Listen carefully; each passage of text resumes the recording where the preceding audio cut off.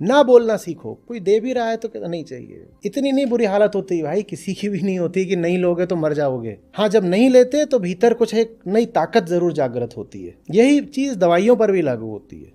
जहां तक हो सके दवाइयों से बचा करो। मैं जानता हूं कि शरीर की एक स्थिति आती है जब दवाइयां आवश्यक हो जाती हैं, लेकिन मैं ये भी जानता हूं कि बहुत लोग दवाई तब भी ले लेते हैं जब जरूरत नहीं होती। दवाई भी एक तरह का सहारा है ना, मत लो। क्यों लेनी है दवाई? थोड़ा सा पाँव में तकलीफ हो गई, सीढ़ी चढ़ रहे हो, 2-3 आ जाएंगे, आइए आइए मैं आपको चढ़ा देता हूँ, सबको ऐसे कर दो, चढ़ो। धीरे धीरे चढ़ेंगे, लेकिन अपने दम पे चढ़ेंगे, लेकिन बड़ा अच्छा लगता है। देखा, हम जरूर कुछ बहुत महत्वपूर्ण हैं और खास हैं, तभी तो ये 2-3 लोग आ गए हमको कि चलिए चलिए आंटी आपको हम सहारा दे देते हैं। किसी को सहारा नहीं देना, भाग जाओ यहाँ से। सपोर्ट शब्द ही किस पर लागू होता है? अहंकार पर, भूलिएगा नहीं।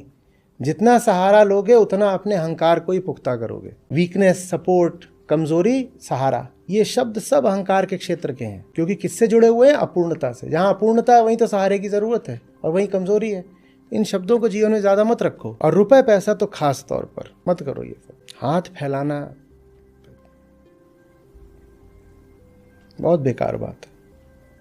यही बात तो अपनी ज़रूरतें कम रखो कि हाथ ना फैलाना पड़े, और मेहनत ज़्यादा रखो कि जितनी भी हमारी कम ज़रूरतें हैं उनके लिए तो हम खुद ही प्रबंध कर लेंगे। मेहनत ज़्यादा, ज़रूरत कम, फिर हाथ नहीं फैलाना पड़ता। लेकिन अहंकार किस सूत्र पर चलता है? ज़रूरत ज़्यादा, मेहनत कम।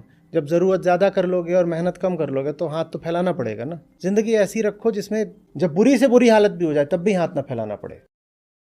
Download ShareChat.